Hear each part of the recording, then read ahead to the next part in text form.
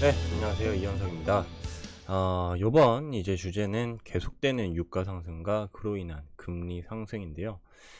현재 이제 이 유가의 상승세가 정말 심상치 않습니다. 그리고 뭐 사실 유가뿐만 아니라 에너지 가격도 계속 치솟고 있는데요. 그와 함께 또 치솟기 시작하고 있는 것이 바로 이제 금리예요. 금리 같은 경우에는 굉장히 이제 시장에서 어떻게 보면은 가장 중요한 지표 중 하나다. 그렇게 이제 좀 꼽을 수 있겠는데요.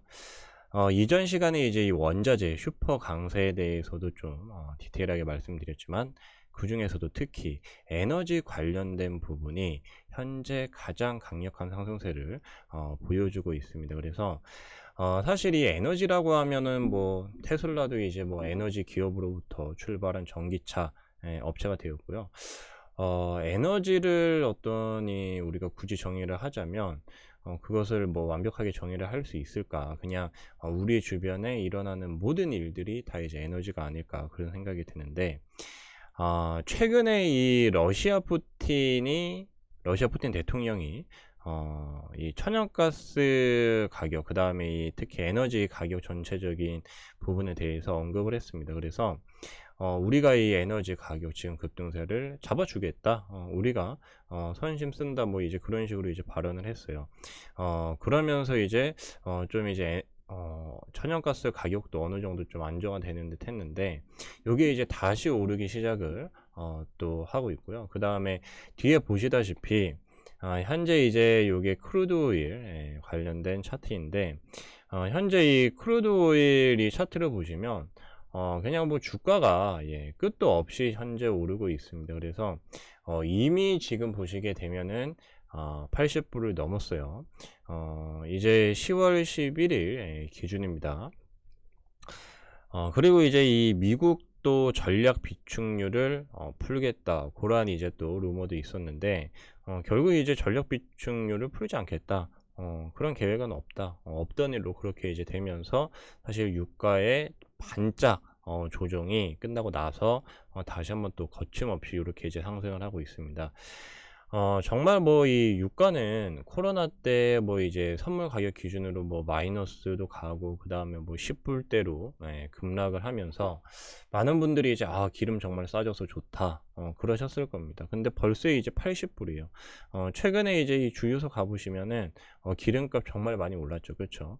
물론 이제 거기에 이제 세금이 많이 포함되어 있기 때문에 유가가 뭐 거의 10불대로 떨어졌을 때도 뭐 진짜 이제 뭐 몇 백 원대로 그렇게 떨어지진 않았지만 그래도 지금 이제 이 유가가 이전보다는 굉장히 많이 상승을 했고 그 다음에 이전에 이 코로나 당시 때보다 훨씬 비싸진 것은 분명합니다. 그러면 그냥 심플하게 우리가 일상생활에서 느끼는 체감상 어떤 그런 부분만 봐도 기름이 오르니까 이거 생활비 좀 더 나가는데 이 교통비 더 지불되는데 그런 걸 아마 많이 느끼실 거예요. 그게 이제 바로 인플레이션이죠. 그렇죠? 그래서 우리가 이제 실제 우리 생활 주변에서 느끼는 부분에 대해서 우리가 정말 요거는 내가 이 피부에 와닿는 부분이다. 사실 이 피부에 와닿는 부분에서 우리가 어떤 투자 전략을 짜고 투자 포인트를 세운다라고 하면은 사실 이것만큼 좀 안정적이고 확실하고 그리고 우리가 수익을 잘 이렇게 낼 수 있는 것도 저는 없다라고 생각이 드는데 마찬가지로 이 유가가 오르다 보니까 유가 관련 업체들, 셰일 업체들이나 그 다음에 전체적으로 이 관련 에너지 업체들은 당연히 좋겠죠. 그렇죠? 근데 이제 항상 우리가 이 투자를 할 때 그러면 왜 지금 유가가 이렇게 많이 오를 수밖에 없는가? 거기에 대해서 좀 본질적인 부분에 입각해서 좀 우리가 투자 분석을 해봐야 돼요. 본질적인 부분에 대해서 유가의 상승, 그 다음에 에너지 가격 상승에 대해서 다시 한번 좀 말씀을 드리면 현재 일단 전 세계가 코로나가 거의 끝나가요. 사실 뭐 코로나가 지금 끝나간다라고 말하기는 좀 애매모호하지만 일단은 전 세계적으로 글로벌적으로 백신 공급이 되면서 현재 코로나 사태가 어느 정도 마무리되어가는 그런 이제 과정에 있죠. 그렇다 보니까 이제 코로나가 마무리되면 당연히 일상생활로 다들 복귀를 할 것이고 그 다음에 당연히 우리가 기름을 많이 쓸 수밖에 없어요. 그러니까 결국 이제 이 위드 코로나로 전 세계가 가면서 이런 에너지 관련 수요가 폭증하고 있다. 그동안은 그냥 집에만 가만히 있었는데 이제는 움직이기 시작하잖아요. 그러니까 당연히 뭐 차에 기름도 넣어야 되고, 차뿐만 아니라 뭐 비행기도 그렇죠. 그다음에 선박들. 그러니까 전 세계에 어떤 좀 이렇게 꽝꽝 얼려져 있던 부분이 갑자기 확 녹으면서 이제 굉장히 활발한 그런 경제 활동이 시작된다는 거죠. 그러니까 당연히 이제 기름이 더 많이 필요하다. 그러면 당연히 수요가 폭증할 수밖에 없는데, 문제는 뭐냐면 항상 이 수요가 폭증을 하게 되면은 공급이 따라가죠. 그렇죠? 그러니까 뭐 이 뭐 에너지 관련 산업뿐만 아니라 여러 산업이 뭐 비슷합니다. 요게 이제 돈이 된다 하면은, 야, 그게 이제 그 사업하면 돈 잘 됐네 그러면 그거 이제 따라가잖아요. 뭐 바나나 장사가 잘 돼서 돈 지금 떼돈 번다 하면 다들 이제 또 바나나 장사를 할 거고, 그다음에 야, 요즘엔 코인 노래방이 잘 돼. 그러면 또 이제 다 같이 또 코인 노래방을 차리죠. 그렇죠? 그런 것처럼 마찬가지로 수요가 폭증을 하게 되면은 당연히 공급이 따라가야 돼요. 근데 지금 이 에너지 대란이 쉽게 이렇게 꺾이지 않고 유가가 계속 지금처럼 오르는 본질적인 이유는 공급이 전혀 따라가지 못하고 있습니다. 그러면 왜 이 공급이 지금 따라가지 못하냐에 대해서 한번 우리가 또 생각을 해봐야 될 텐데요. 일단 첫 번째는 그동안 너무 디플레이션이 장기화됐어요. 그러니까 그동안 우리가 사실 뭐 저 때도 그랬지만 저보다 이제 뭐 한 세대 전, 그 다음에 그 전 세대까지는 솔직히 잘 모르겠습니다. 근데 지금 이제 계신 분들 중에서 물가가 너무 급등한다는 걸 체감상 느껴보신 투자자가 거의 없을 거예요. 그러니까 지금 이제 투자하고 있는 거의 대부분의 사람들은 뭐예요? 디플레이션 시대, 그러니까 저물가, 저성장, 저금리 시대에 계속 이제 살아왔던 거죠. 그렇다 보니까 이제 막 투자를 시작한 사람은 물론이고, 지난 뭐 10년 이상, 뭐 20년, 30년 그렇게 이제 투자를 하셨던 분들도 물가가 오른 거를 제대로 못 봤어요. 하이퍼 인플레이션이라고 하죠. 그러니까 물가가 막 갑자기 2배 이상 치솟고 막 미친 듯이 지금의 기름값이 10불도 안 했던 게 지금 80불이 넘어, 이런 거를 경험해 본 적이 없단 말이에요, 거의.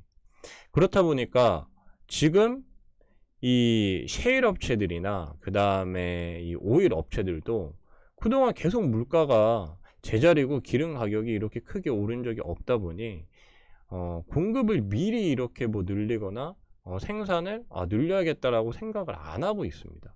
이제 그게 가장 큰 문제죠. 그렇죠? 그러니까 수요와 공급의 밸런스가 일정하게 유지가 돼야 되는데 지금은 그러한 부분이 거의 밸런스가 무너지고 있다. 수요 쪽에 훨씬 더 큰 비중이 지금 쏠리고 있다. 근데 이러한 지금 공급이 여전히 제한적이라는 뚜렷한 시그널이 어디서 나왔냐면 이제 오펙 회의. 그러니까 오펙 회의라고 하면 이제 산유국들의 모임이죠. 흔히 말해서 이제 카르텔이라고 하는데 사실 뭐 담합입니다. 담합. 네. 이게 뭐 담합이란 게 어떻게 이렇게 국제적으로 형성이 되어 있냐, 뭐 그렇게 이제 말씀을 하실 수도 있지만, 오펙 워낙 이제 이 산유국들의 그런 이제 에너지 관련된 부분 막강히 힘을 가지고 있기 때문에 오펙 이제 이 회의가 매년 이제 정기적으로 열리죠. 그리고 이제 오펙 플러스도 있습니다. 뭐 이제 미국 같은 그러한 이제 여러 이제 나라들이 모여서 우리 이제 증산을 얼만큼 할 것인지, 뭐 감산을 할 것인지, 그러한 부분에 대해서 이제 회의를 하는 것인데, 현재 이제 이 오펙 플러스 회의에서 증산을 추가적으로 하려고 하질 않습니다. 그러니까 지금 야, 이렇게 수요가 폭증하고 있는데 왜 증산을 안 하냐, 증산해라. 미국에서도 사실 좀 압박을 놓고 있어요. 근데 CR도 안 막힙니다. 왜냐하면 그 전에 너무 트라우마를 크게 겪었기 때문이에요. 그러니까 물보다 이제 기름이 더 쌌었으니까 사실 이 셰일 업체들도 그렇고 산유국들도 지금 만약에 또 증산을 해요. 근데 갑자기 또 코로나가 안 끝났어. 그러면 또 갑자기 이 유가가 10불대로 폭락을 할지도 모르지 않습니까? 그러니까 코로나가 지금 완벽하게 끝나야지만 이 에너지 가격이 잡힐 텐데 백신을 맞아도 코로나가 걸린대요. 그리고 지금 위드 코로나로 간 국가들 보면은 위드 코로나로 해서 경제를 풀긴 풀었는데 확진자가 무슨 감기만큼 많이 나와요. 그렇죠? 그렇다 보니까 야, 이게 언제 어떻게 변할지 모르겠다. 만약에 이전처럼 또 코로나 초창기 때처럼 유가가 계속 하락해서 폭락해서 10불대로 내려간다? 그러면 진짜 산유국들이 부국이 아니라 뭐 베네수엘라처럼 거지가 되는 거죠. 그러니까 우리는 그렇게 절대 되면 안 된다는 거죠. 그러니까 이게 어쩔 수 없이 전 세계적으로 그러한 지금 시장 분위기가 형성이 되고 있다. 그래서 현재 여러 이제 산유국들이 다 같이 증산할 생각 요만큼도 없다. CR만큼도 없다. 그래서 에너지 가격을 쉽게 잡을 수가 없습니다. 당연히 오펙 플러스에서 산유국들에서 야 지금 너무 이제 유가가 많이 올라서 너희가 힘드니까 우리가 과감하게 100% 이상 증산을 할게 라고 하면 이거 바로 잡히겠죠. 근데 그렇게 하지 않고 있기 때문에 에너지 가격이 당분간 계속 상승세를 이어갈 수밖에 없다는 게 좀 본질적인 부분이에요. 그러니까 심플하게 수요와 공급에 원래 입각을 해서 보면요. 그래서 지금 이제 보시면 크루드 오일도 이미 80% 넘겼고요. 그 다음에 천연가스 같은 경우에 이제 앞서 말씀드렸지만 러시아 푸틴 대통령이 우리 에너지 안정화 시키겠다라고 발언을 하면서 사실 요때 좀 크게 하락을 했어요. 요때 급락을 했습니다. 근데 급락을 하고 계속 이렇게 떨어지지가 않았어요. 5.4불에서 바로 급반등을 또 해버렸습니다. 사실 러시아가 어떻게 보면 세계 최대의 천연가스국이기 때문에 러시아가 이렇게 발언하면 원래 이렇게 다 떨어져야 되죠. 그렇죠. 뭐 물론 이제 이 유럽 가스 가격은 많이 잡혔지만 이게 뭐 5불 아래로 떨어지질 않아요.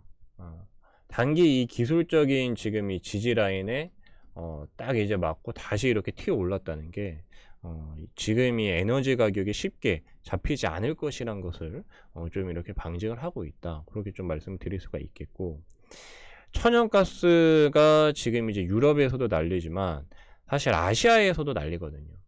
지금 이제 이 러시아가 사실 아시아 물량을 한 5배 정도 늘린다고 했기 때문에 유럽에 추가 물량 공급 못 했던 거예요. 근데 이게 또 러시아에서는 재고가 또 많이 쌓일 거거든요. 천연가스는 원래 굉장히 많이 나오는 좀 흔한 그런 이제 자원이었는데 요게 이제 최근에 이렇게 부각이 되다 보니까 러시아 입장에서 과연 정말 뭐 앞서 이제 말씀드렸다시피 유가처럼 오펙국에서 뭐 100% 이상 증산을 한다 그런 느낌처럼 과연 러시아가 할까? 그렇지 않다는 거죠. 유가의 흐름만 봐도 야 오펙도 안 하는 거를 러시아가 할까? 시장에서는 일단 그렇게 생각을 하고 있는 거예요. 그리고 일단 푸틴 대통령은 그렇게 이제 말을 했지만 중요한 거는 이제 이 러시아 국영기업이죠. 가즈프롬에서는 우리는 현재 그 올해 겨울도 매우 추울 것으로 예상을 하고 있기 때문에 내수 비중을 일단 중요시한다고 말했어요. 그 말은 사실 이 푸틴 대통령은 그냥 이제 국제적으로 좀 이제 외교적인 쇼맨십을 이제 좀 보여준 거고, 실제로 이제 가즈프롬에서는 우리의 수출을 그렇게 늘릴 그런 여력도 없는데 지금 그럴 생각 없는데라고 한 거죠. 그러니까 또 이제 급반등을 한 겁니다. 그래서 현재 이제 이런 부분을 봤을 때 에너지 가격이 절대 쉽게 잡히지 않을 것이다. 현재 이제 공급이 굉장히 타이트한 상황이고 반면에 전 세계가 위드 코로나라고 하면서 수요는 폭증하고 있다. 그래서 현재 이제 여러분들은 그러면 어디에 주목을 해야 될까요? 당연히 에너지에 주목을 하셔야 됩니다. 에너지 공급이 부족하고 쇼티지가 발생하면은 당연히 여러분들이 그 코로나 때 대규모 공급난을 겪으면서 뭐 이제 반도체, 뭐 아날로그 뭐 굉장히 저렴한 뭐 1불대의 반도체가 부족해서 뭐 자동차 생산을 못한다. 뭐 이제 자동차 키에 들어가는 그 조그만한 저렴한 반도체가 없어서 자동차 키를 그 옛날 키로 막 주고, 실제로 이제 그런 이슈가 생기면서 정말 생뚱맞게 그런 업체들의 막 주가가 2배 이상 갑자기 몇 개월 만에 뛰고 그랬잖아요. 그러니까 그거랑 지금 에너지는 똑같이 그렇게 이제 보시면 됩니다. 그래서 미국의 이제 블랙록, 세계 최대 자산 운용사죠. 블랙록의 ETF 중에 이제 에너지 ETF가 있는데 해외 주식을 하시는 분들은 아마 잘 아실 거예요. 블랙록이 ETF가 종류도 굉장히 많고, 사실 이제 이 어떤 인덱스 투자라고 하죠. 우리가 뭐 개별 종목을 하나씩 사는 그런 이제 시대는 지났다. 그래서 바스켓으로 엮어서 관련된 섹터, 그러니까 지금 에너지가 부각이 되면 에너지 관련 기업들 묶어놓은 이 ETF를 사면은 당연히 수익이 이렇게 잘 나겠죠. 그래서 그런 이제 구조입니다. 그래서 미국의 이제 블랙록 에너지 ETF 같은 경우에 보시게 되면은 이전에 사실 이 에너지 코로나 때 굉장히 한번 급락을 하고요. 요때 이제 이 포인트를 계속 이제 회복을 못 했어요. 근데 요번에 드디어 이제 회복을 했습니다. 사실 이 컨택트주라고 해서 항공주나 뭐 이제 호텔 숙박업 그런 이제 이 컨택트주들은 이미 여기를 회복하고 사실 뭐 한 요만큼 막 이렇게 지금 급등을 해 있단 말이에요. 근데 정작 코로나 이후에 현재 이제 막 10불대에서 지금 막 거의 10배 가까이 뛴 에너지 관련 기업들은 이제야 회복이 됐고, 그 다음에 앞으로도 공급 쇼티지에 의해서 이게 쉽게 해소가 되지 않을 것이다. 그렇게 되면 여러분 어떨까요? 이게 이제 끝이라고 우리가 볼 수 있을까요? 끝이 아니라 이게 잘하면 이제 시작이라고 볼 수 있겠죠. 그래서 이제 뭐 해외 주식 관련해서 뭐 하시는 분도 있고 안 하시는 분들도 계시겠지만, 에너지 ETF 굉장히 현재 이 기술적인 흐름 차트도 딱 이제 만들어져 보이고요. 그 다음에 여러 가지 이제 시황적인 그런 이제 상황도 굉장히 좋다. 그리고 이제 또 하나가 이제 앞서 말씀드린 천연가스, 내추럴가스 ETF도 똑같이 이제 있습니다.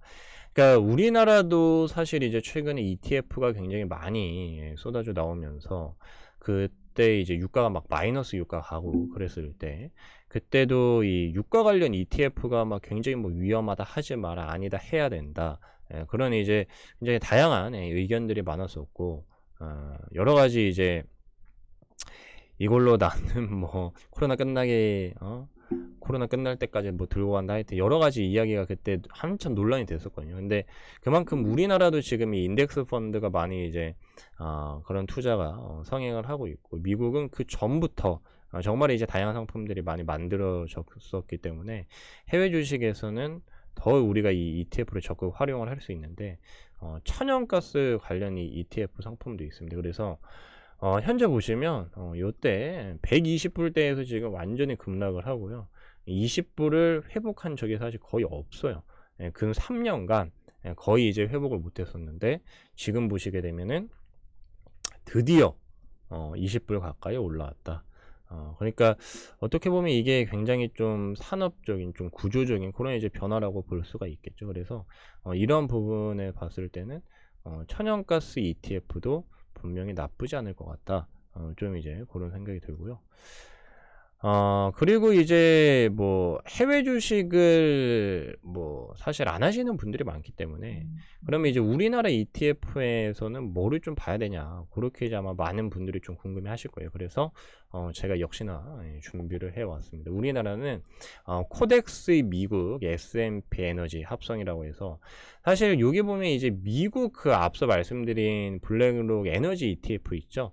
그거랑 이제 똑같이 간다라고 그렇게 이제 보시면 돼요. 보시면 이전에 이 저점 부근에서 이탈하고, 그 다음에 지금 이제 막 회복한 이런 이제 모습을 보이고 있는데요. 그러니까 해외 주식 같은 경우에 아무래도 좀 세금이 좀 이제 문제다 보니까 수익을 많이 내면 세금도 많이 내야 되죠. 근데 앞서 이제 이 보여드린 요 이제 에너지 ETF 요거랑 사실 모습은 똑같거든요. 모습이 정말 똑같습니다. 그래서 우리나라에서 좀 편안하게 이 에너지 ETF 똑같이 따와서 이렇게 투자를 해볼 수가 있다. 그래서 이 종목 코드 번호는 218420인데요. 요것도 있고, 그 다음에 코덱스 에너지 화학도 있습니다. 요거는 이제 뭐 미국에서 상품을 가져온 게 아니라 우리나라의 이제 에너지 화학 관련된 기업을 이렇게 엮어놓은 건데, 보시게 되면 뭐 정말 많이 올랐어요. 정말 많이 올랐고, 그 다음에 최근에 좀 길게 좀 아래 꼬리를 달면서, 이게 유가가 뭐 계속적으로 오른다라고 하면 이 화학 업종이 당연히 실적에 계속 좀 추가적으로 붙을 수밖에 없겠죠. 그래서 이 에너지 화학도 좀 우리가 눈여겨볼 필요는 있겠지만, 확실히 좀 이 앞서 말씀드린 미국의 그 에너지 ETF랑은 좀 차이가 있습니다. 그러니까 우리나라는 사실 석유가 이제 나지 않는 그런 이제 나라다 보니까, 뭐 해외에 가서 뭐 석유 시추하고 뭐 그러긴 하죠. 석유 개발하고 물론 이제 업스트림 관련된 사업을 하긴 하는데, 문제는 그 업스트림 관련 사업이 메인이 아니에요. 그러니까 뭐 시추 개발, 그 다음에 뭐 탐사, 그런 것들이 우리나라 기업에는 그런 전문 기업이 거의 없습니다. 예, 근데 이제 미국 같은 경우에 셰일 업체들이 직접적으로 이제 그런 걸 많이 하죠. 물론 이제 이 미국 바이든 행정부에서 친환경적인 그런 이제 에너지 정책 때문에 그런 걸 또 많이 막았기 때문에 오히려 공급이 지금 더 타이트해지고 있는 건데 어쨌든 이제 그런 부분들 때문에 지금 뭐 그런 관련된 기업에 좀 직접 투자를 하신다고 하면 사실 우리나라보다 미국이나 해외 뭐 여타 뭐 캐나다나 그런 이제 뭐 산유국 관련된 기업이 사실 훨씬 좋습니다. 그러니까 우리나라 정유주랑은 사실 게임이 안 돼요. 그렇기 때문에 해외 주식을 하실 수 있다면 그런 이제 기업에 집중적으로 좀 관심을 가져보시는 게 좋고 에너지 화학 ETF도 이렇게 있다. 뭐 나쁘진 않다. 그 정도로만 좀 말씀드릴게요. 근데 이 에너지 화학 ETF를 구성하고 있는 구성 종목 이렇게 이제 한번 또 우리가 살펴보면요. 여기에 탑3 LG화학, SK이노베이션, 하나솔루션 당연히 탑3의 비중이 월등히 높고요. 그 중에서 특히 LG화학, SK이노베이션 비중이 특히 높은데 여기에 이제 추가로 SOL을 이렇게 좀 보시면 좋을 것 같아요. 왜냐하면은 뭐 사실 이 다른 기업들은 지금 수급적으로 봤을 때 외국인이 그렇게 크게 집중을 하고 있지 않습니다. 근데 일단 이 LG화학, SK이노베이션 두 개 이제 합쳐서 30% 비중이 넘어요. 그렇기 때문에 에너지화학 ETF에 투자를 하신다라고 하면은 사실 요거를 이제 다 사시는 거기 때문에 어떻게 보면 내가 별로 마음에 들지 않는 기업도 사야 되거든요. 뭐 롯데케미칼 지금 계속 이제 바닥 기어다니고 있고 금호석유도 많이 떨어졌고 SKC 같은 경우에 최근에 좀 또 악재로 인해 좀 떨어졌죠. 그 다음에 한솔케미칼은 또 잘 가요. 그러면 사실 이런 기업만 내가 좀 엮어서 사는 게 사실 가장 좋습니다. 그래서 좀 더 이제 내가 머리를 한번 더 써본다라고 하면은 저 같으면 LG화학, 그 다음에 SK이노베이션, 그 다음에 S51 그렇게 좀 주목을 하라고 좀 말씀드리고 싶은데요. 그 이유는 수급적인 부분에 일단 좀 비중을 많이 뒀습니다. 특히 지금 최근에 LG화학 같은 경우에 이전 코로나 이후부터 요때 이후부터 해서 외국인 비중이요 10% 가까이 꾸준히 이렇게 늘어났어요. 그리고 이제 최근에 수급을 봐도 외국인이 그렇게 많이 팔리지 않고 꾸준히 좀 모아가는 그런 이제 모습이 나오고 있고, 그 다음에 SK이노베이션 같은 경우에 현재 수급적인 부분 가장 좋습니다.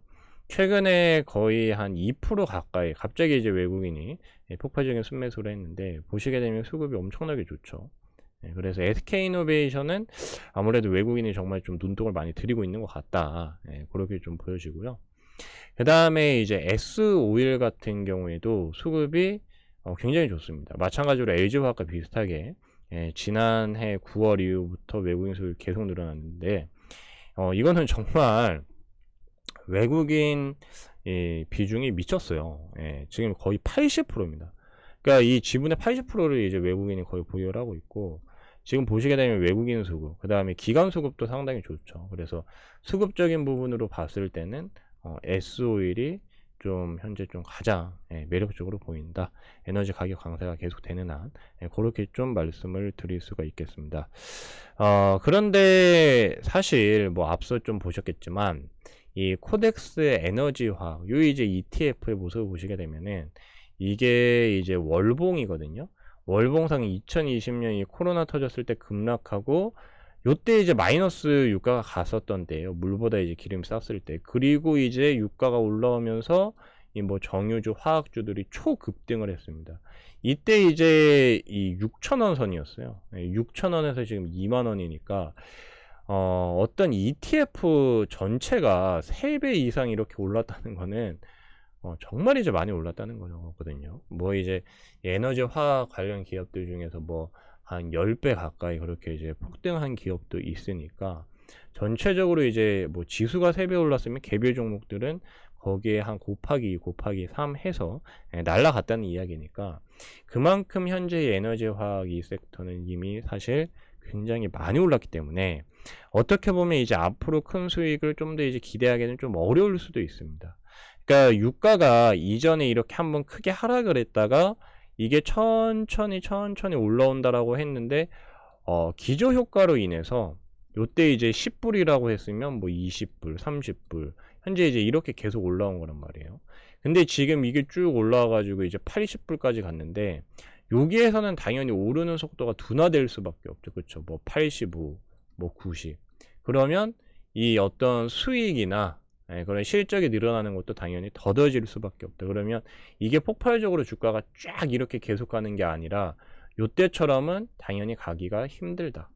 그래서 현재 이제 좀 말씀드리고 싶은 부분은, 항상 우리는 많이 오른 종목을 눈여겨보지만, 지금부터 오르는, 지금부터 대세 상승을 시작하는 종목을 항상 우리는 더 눈여겨봐야 된다는 부분입니다. 그래서 지금 이제 또 만약에 유가가 정말 이 오펙 플러스에서 이제 도저히 안 되겠다, 여러 이제 산유가 갑자기 폭발적으로 증산을 하기로 해요. 그러면 당연히 그 사태가 일찍 수습이 되겠죠. 그렇게 된다라고 하면은 큰 수익의 문제가 아니라 오히려 큰 손실의 반대로 날 수가 있어요. 그래서 항상 많이 오른 어떤 기업이나 어떤 뭐 섹터에 우리가 투자할 때는 조심하셔야 되는데, 이 유가로 인해서 앞서 그 말씀드렸다시피 제가 오늘 주제에서 이 유가 상승, 그 다음에 금리 상승을 말씀드렸지 않습니까? 그래서 이제는 유가 상승도 당연히 좀 더 이제 주목을 하셔야겠지만, 유가 상승 플러스 금리에도 주목을 하셔야 된다.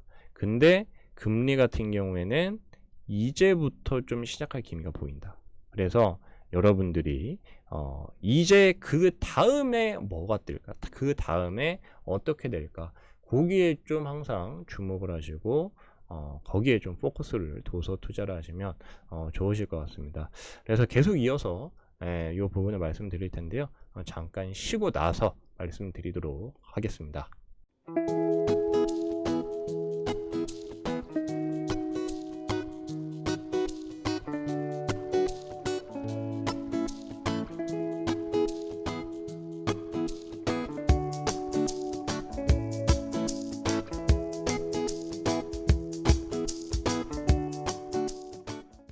네, 그러면 우리가 이제 좀 지금 주목해야 될, 아직 오르지 않은 그런 어떤 투자처가 있는지 함께 좀 살펴보도록 하겠습니다. 일단 앞서 좀 말씀드렸다시피 에너지 화학 업종은 이미 너무 많이 올라서 지금 저도 사실 개인적으로 좀 들어가기가 부담스러운데요. 요 차트를 한번 보시죠. 지금 이제 유가와 어떻게 보면 좀 대깔콤한으로 정반대로 가고 있는 요러한 이제 차트가 있습니다. 유가가 지금 요렇게 지금 갔는데요.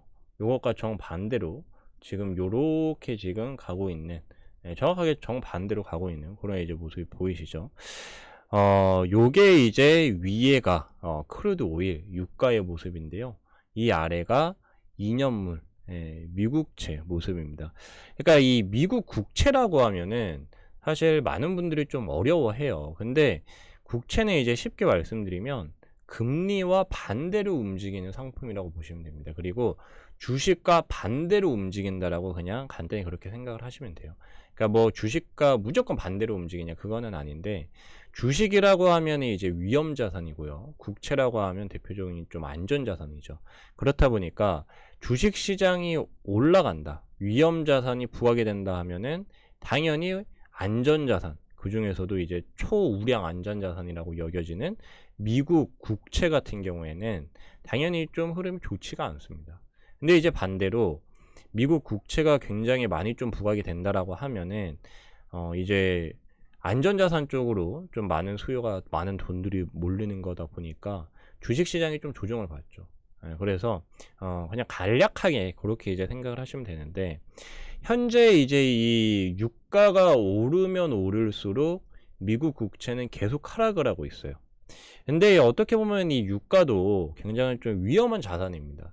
왜냐하면 유가가 오른다는 것은 계속 좀 뭔가 이 위험 관련된 시그널이 계속 이제 나오는 거죠. 그러니까 유가가 오른다 그러면은 경기가 굉장히 화랑이다, 그런 이야기가 되다 보니까 당연히 좀 이 미국 국채 안전자산이랑은 반대로 가는 특성이 있는데, 지금은 여러분들이 그렇게 이해를 하시기보다는 조금 이제 다른 관점으로 보셔야 돼요.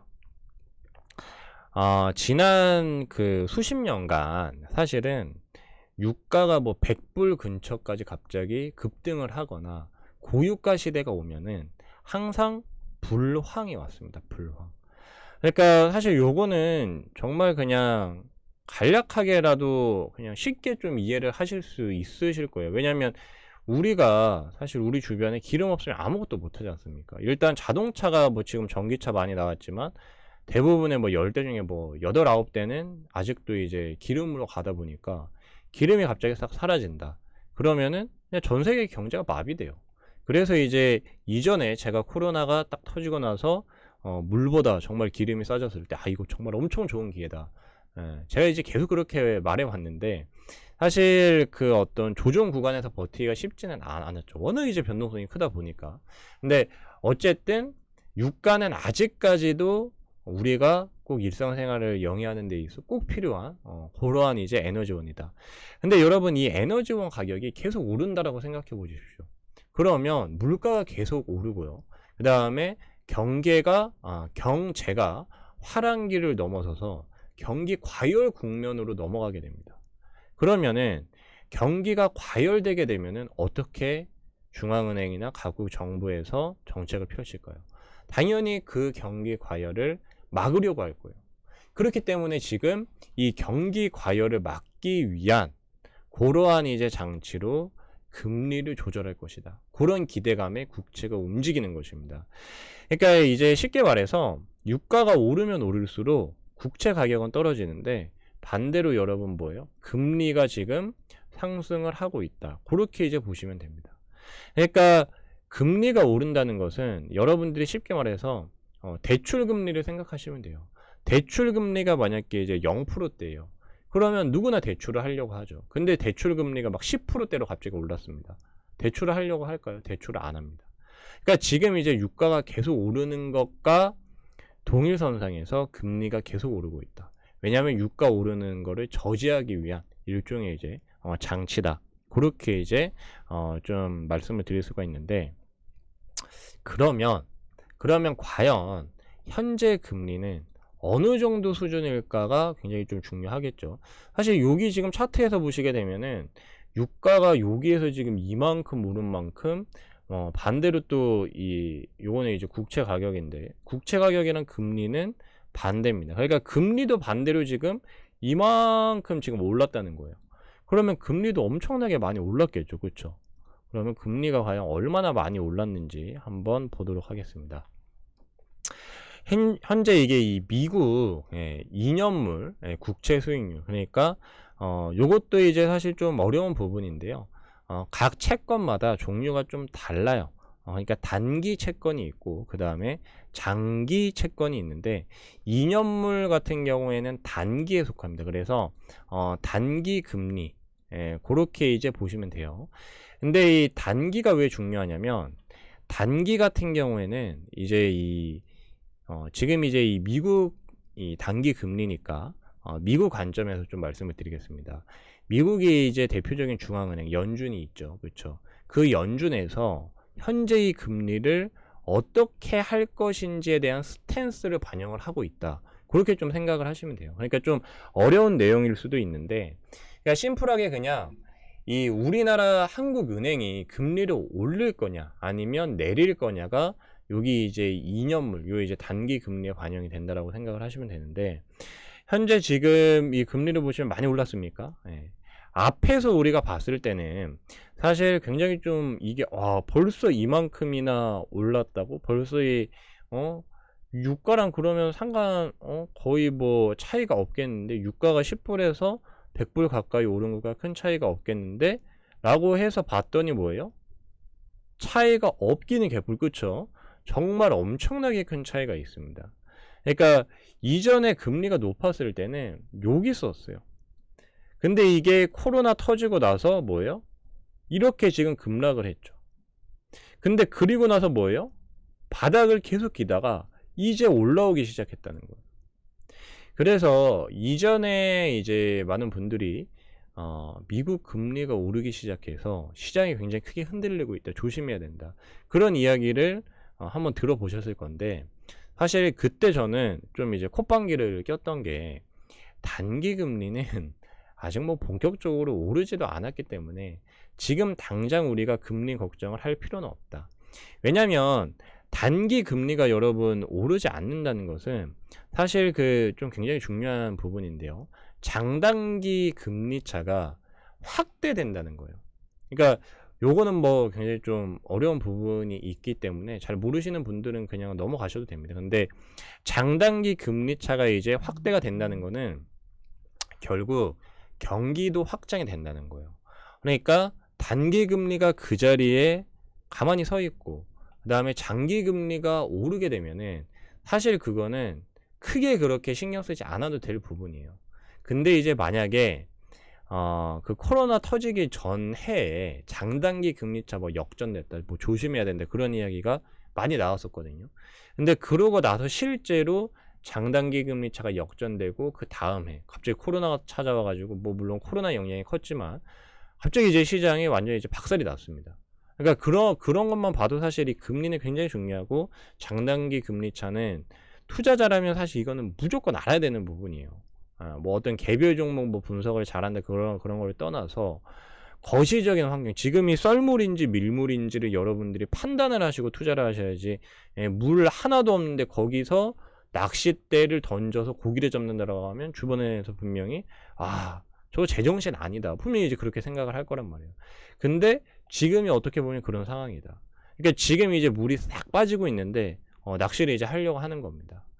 근데 이게 이 단기 금리가 지금 사실 이전에는 거의 오르지 않았는데요. 최근에 이게 코로나 때 급락하고 이제 뭐 한 지하 한 4층, 5층이었다라고 하면 이게 이제 지하에서 지상으로 조금씩 이제 올라오려고 하고 있어요. 그러니까 지금 어떻게 보면 지금부터 단기 금리는 올라오기 시작을 한다는 거죠. 뭐 물론 계속 쭉쭉쭉쭉 올라오냐, 그건 또 쉽지 않을 거예요. 왜냐하면 미국이 이제 사실 정부 부채를 너무 많이 늘려놨기 때문에, 뭐 미국뿐만 아니라 전 세계 여러 이 국가들이 지금 부채를 다 늘려놨죠. 그렇기 때문에 이 부채를 막는 것이 사실 굉장히 쉽지 않은 일일 거다. 그래서 단기 금리도 한번 오르고 또 눌리고, 한번 올라가고 또 눌리고, 분명히 그럴 거지만 지금은 일단 한번 쫙 치고 갈 가능성이 크다. 그러면 이전에 뭐 장기 금리가 팍 올랐을 때 그때 시장이 조정을 받을 때랑은 확실히 좀 다를 수 있다. 그러니까 지금 조정은 진짜라는 거죠. 이전의 조정은 그냥 좀 애교 수준이었다면 이제는 어떻게 보면 좀 굉장히 강력한 그러한 좀 조정이 들어올 수도 있으니까요. 여기에 대해서는 여러분들이 꼭 집중을 하셔야 되고, 이거는 꼭 아셔야 돼요. 그냥 제가 이렇게 설명을 드린다라고 해서 여러분 그렇구나, 나랑은 뭐 상관없는 일인 거를 그렇게 이제 지나가시면 절대 안 됩니다. 그리고 이것은 어떻게 보면 주식시장뿐만 아니라 여러 전체적인 경제 상황과 밀접한 연관이 있는 거예요. 금리라는 것은 주식시장에만 영향을 주는 것이 아니라 사실 부동산에도 영향을 주고요. 그다음에 그 외에 여러 이제 자산시장에 다 영향을 주기 때문에 이 부분은 우리가 꼭 좀 알아야 되는 그런 이제 부분이죠. 그래서 현재의 금리 상황은 미국이 단기 금리로 봤을 때는 이제 올라오기 시작하는 그런 단계다. 이게 여기에서 이만큼 올라와도 이제 할 말이 없는 거예요. 왜냐하면 그 지금 일단 에너지 가격이 급등을 하면서 이전 이 코로나 급락했었던 때를 다 회복한 걸 아까 전에 이제 보셨죠? 그렇죠? 그러면 금리도 뒤따라서 여기까지 자라면 이제 회복이 결국은 된다는 거거든요. 코로나가 다 끝나고 경기가 이제 굉장히 이제 빠르게 회복이 된다라고 하면 당연히 금리는 이제 앞으로 오를 일만 남았다. 그래서 금리 관련해서는 여러분들이 꼭 주목을 하셔야 되는데, 현재 이제 이 금리 관련해서 뭐 우리나라 이제 한국은행도 금리 인상을 했다는 사실은 다들 잘 알고 계실 거고, 지금 이제 우리나라, 한국을 비롯해서 그 다음에 뭐 이제 그 캐나다, 캐나다 같은 경우에는 이미 그 전부터 금리 인상을 했고요. 그 다음에 최근에 이제 뉴질랜드 같은 경우에도 무려 이제 7년 만에 금리 인상을 했어요. 그러니까 제가 이제 앞에서 왜 이 금리를 지금 이제 투자하고 계신 분들이 잘 모를 수밖에 없냐면, 뉴질랜드가 여러분 7년 만에 금리 인상을 했다는 거는 7년 동안 금리가 뭐예요? 그냥 거의 이제 0%대였다는 거예요. 7년 동안 금리 인상을 안 했어. 그럼 뭐예요? 금리가 굉장히 낮았다는 거죠. 그렇죠? 그 상태로 7년을 계속 유지해 온 겁니다. 그리고 7년 만에 금리 인상을 했어요. 뭐예요? 엄청난 이거는 시그널이다. 그러니까 이제 각국이 금리를 계속 이제 올릴 거라는 그런 이야기죠. 그리고 우리나라도 지금 뭐 연말에 한 번 더 금리 인상을 할지도 모른다. 그런 이제 분석이 많이 나오고 있는 만큼 사실 전 세계가 지금 금리 인상 기조로 가고 있습니다. 근데 이제 미국 같은 경우에는 조금 이제 지켜봐주고 있죠. 왜냐하면 미국이 금리 인상을 먼저 해버리고 그 다음에 신흥국들이 그 다음에 금리 인상을 하면은 신흥국들은 다 죽거든요. 그러니까 우리나라도 사실 뭐 신흥국 선진국 그 사이에 껴있지만 사실 좀 신흥국에 좀 속해 있기 때문에 미리 요렇게 좀 금리 인상을 한 것도 있고 뭐 신흥국뿐만 아니라 선진국들도 마찬가지입니다. 미국 연준보다는 일단 금리 인상을 좀 빨리 해야겠다 그런 생각을 좀 하고 있고 그렇기 때문에 이 금리는 앞으로 굉장히 크게 오를 수밖에 없다 그렇게 이제 말씀을 드릴 텐데 그렇다면 우리가 이 금리에 어떻게 그럼 투자를 해야 되냐 결국 이제 결론이 중요하죠. 그렇죠? 이 금리에 어떻게 투자를 할 것인가. 앞서 뭐 잠깐 이제 보여드렸지만 미국채 2년물입니다. 요게 이제 미국채 단기 채권이죠. 미국채 2년물 단기 채권인데 요게 이제 그 앞에서 보신 거랑은 반대예요. 그렇죠? 그러니까 요것도 이제 미국채 2년물 요건 이제 금리고요. 요거는 이제 채권입니다. 그러니까 이 채권 가격은 금리랑 반대이기 때문에 이 채권 가격은 반대로 계속 내려갈 거란 말이에요. 그래서 일단 첫 번째는 미국이 채권을 매도를 하는 거예요. 채권을 매도. 채권 매도 이게 이제 무슨 말이냐? 그러니까 주식에서 공매도랑 이제 비슷한 그런 이제 개념입니다. 근데 사실 뭐 공매도 안 해본 분들이 대부분이실 테고 이거는 사실 좀 쉽지 않은 투자예요. 요거는 이제 초보자분들 같은 경우에는 이거 채권 매도하라고 하면은 방법도 모를 분들은 채권이 뭐예요 뭐 그러시니까 요거는 어떻게 보면 이 초보자 분들이 거의 이 채권 관련된 투자 채권 매도는 사실상 요렇게 이제 직접 투자하는 것은 불가능한 부분이 아닐까. 그러니까 이게 이 미국 금리에 대해서 어떻게 보면 좀 직접적으로 투자를 하시는 건데 미국 금리도 그렇고 채권에 그렇고 직접 이렇게 투자하시는 건 사실은 어렵다. 그러니까 요거는 좀 어떤 펀드나 그 다음에 전문 어떤 이 투자자를 통해서 하시는 게 좋을 것 같고요. 요거는 일단 좀 뭐 선물 쪽이니까 좀 리스크도 크고 해서 그거는 이제 그냥 저런 방법도 있구나 그렇게 알고 넘어가시면 될 것 같고 두 번째 방법은 우리가 이제 주식처럼 사고 팔 수 있는 바로 이제 ETF 매매입니다.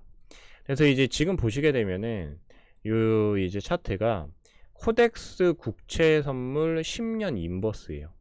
그래서 이제 국채 선물이랑 반대로 그렇게 간다는 거죠.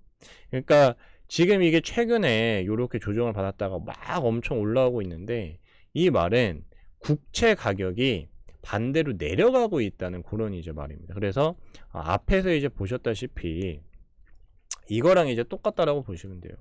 그러니까 미국채 매도를 해야 된다. 그리고 지금 실제로 이제 가격이 계속 이렇게 내려가고 있죠.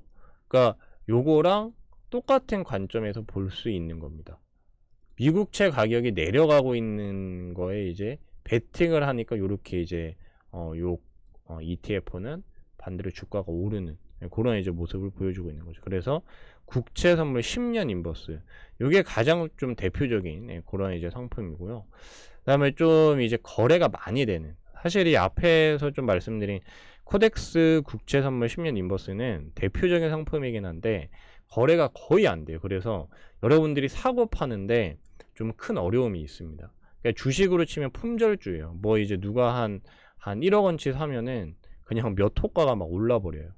원래 이제 유동성 공급이 이루어지긴 하는데 거기 이제 LP에서 사실 그 유동성 공급이 그렇게 막 엄청 원활하게 이루어지진 않습니다. 막 전화하고 막 공급해달라 해야 공급을 해주니까 그것도 이제 초보자분들 좀 따라하시기 힘드시죠. 그래서 거래량이 그나마 좀 많은 상품이 뭐 있냐면 미국 장기 국채 선물 인버스 곱하기 2 합성 H 이거는 이제 KB스타 관련 ETF인데 이것도 이제 똑같이 마찬가지로 주식처럼 사고 파실 수가 있습니다. 근데 이거는 그래도 1일 거래량이 꽤 있어서 저것보다는 좀 더 이제 매매하기 수월해요. 근데 지금 이제 바닥권에서 얘는 조금씩 올라오려고 하고 있죠. 그래서 요거를 좀 이제 보시면 되겠고, 그 다음에 하나 더 좀 이제 거래가 좀 빈번하게 그렇게 이루어지는 상품이 코덱스 미국채 울트라 30년 선물 인버스입니다. 그래서 이름이 좀 어려우니까요. 여러분들이 좀 잘 적으셔가지고 기억을 하셨으면 좋겠어요. 그래서 마찬가지로 얘도 이제 바닥권에서 이제 올라오기 시작하니까 사실 어떻게 보면 좀 굉장히 이 채권 투자, 그다음에 채권 매도를 한다, 금리에 투자한다라는 게 좀 낯설 겁니다. 근데 요런 이제 투자가 사실 굉장히 좀 어떻게 보면 좀 품격이 있죠. 그쵸? 지금 금리가 오르니까 금리 투자를 해야 되겠구나. 요런 이제 생각은 잘 못 하거든요.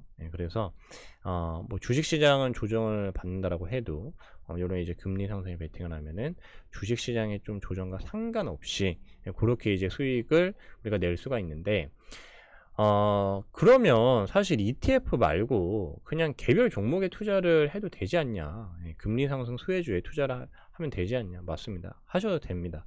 근데 이제 좀 어떻게 보면 좀 색다른 방법 먼저 좀 소개를 시켜드린 거고요. 기본적으로 이제 금리가 상승한다라고 하면은 보험주에 여러분들이 이제 투자를 하시면 되는데, 뭐 우리나라 가장 대표적인 보험주죠. 삼성화재. 보시게 되면은 금리가 이제 꾸준히 올라오면서 사실 20만원 돌파했고 지금 꾸준히 이렇게 좀 올라오고 있습니다. 그래서 삼성화재도 어떻게 보면 지금 관점에서는 나쁘지 않을 거다. 지금 보시면 이전에 좀 요 라인 25만원 조금 위에까지는 안정적으로 터치를 하지 않을까. 그리고 뭐 만약에 이제 금리가 계속 미친듯이 오른다라고 하면은 이제 30만원 선까지도 볼 수 있지 않을까, 그런 생각이 좀 드는데요. 일단 뭐 이 금리 자체 베팅을 하는 것은 아니기 때문에 또 어떻게 이 시장 상황에 따라서 바뀔지는 모릅니다. 그래서 그런 부분은 항상 좀 리스크적인 부분으로 그렇게 좀 생각하시면 되겠고, 그 다음에 이제 또 현대해상, 삼성화재처럼 좀 국내 이제 대표 보험사죠. 근데 이 삼성화재보다 현대해상이 현재 보면은 차트적인 부분, 기술적인 부분으로 좀 더 좋아요. 지금 이제 28만원 이제 막 돌파하고, 여기에서 앞에서 좀 말씀드린 에너지 ETF랑 굉장히 좀 비슷한 모습이에요. 그리고 이제 추가적으로 오를 것도 더 좀 많이 남아 있고요. 35,000원 위에까지는 좀 충분히 우리가 볼 수 있지 않을까, 그런 생각이 드는데, 코로나 때 뭐 마찬가지로 이제 금리가 하락하면서 이렇게 이제 좀 많이 떨어졌는데, 요게 이제 거의 회복을 하려다가 지금 계속 이제 횡보를 했죠. 금리랑 그러니까 거의 똑같습니다. 앞에서 이제 보여드린 미국채 2년물 금리랑 정말 똑같은 모습이죠. 다시 한번 좀 볼까요? 이 모습이랑 정말 똑같아요. 현대해상 차트랑 여기를 이제 확대해서 보면 정말 이제 똑같죠. 요렇게 이제 보면, 그래서 금리가 오르기 시작한다. 그러면 현대해상 차트가 비슷하니까 괜찮겠다, 그렇게 좀 생각을 해볼 수가 있겠고, 그 다음에 이제 마지막으로 DB 손해보험이 있습니다. 정말 뭐 사실 굉장히 안 움직이는 그러한 이제 주식인데 또 굉장히 꾸준해요. 정말 꾸준하게 꾸역꾸역 가죠. 그래서 조금 이제 투자금이 크신 분들 중에서 안정적으로 나는 그냥 은행 이자보다는 좀만 더 벌면 된다, 그런 분들은 또 요런 종목 좋아하시니까 요런 종목 보시면 좋을 것 같습니다. 지금 현재 이제 요 라인까지 올라와서 한번 이제 조정을 받았거든요. 근데 여기서 이제 뚫고 간다라고 하면 한 75,000원 부근까지 또 뭐 삼성화재나 현대해상처럼 좀 비슷하게 그렇게 갈 수 있지 않을까, 그런 생각이 많이 들고요. 뭐 주식도 좋고 ETF도 좋습니다. 그리고 뭐 이제 직접 금리에 베팅을 하실 수 있다면 그것 역시 좋겠으니까요. 일단 당분간 이 에너지 가격과 지금 똑같이 상승하고 있는 금리에 꼭 지금은 주목을 하셔야 된다. 그리고 이 금리는 주식시장뿐만 아니라 경제 전체적인 부분을 움직이는 것이기 때문에 더욱더 여기에는 관심을 두시고 관련 이슈 지속적으로 체크를 하셔야 됩니다. 그래서 뭐 보다 좀 자세한 투자 전략이 궁금하시거나 뭐 이 관련된 실전 매매를 함께 좀 해보실 분들은 아래 링크를 통해서 입장을 하시기 바라겠고요. 오늘도 시청해 주셔서 감사합니다.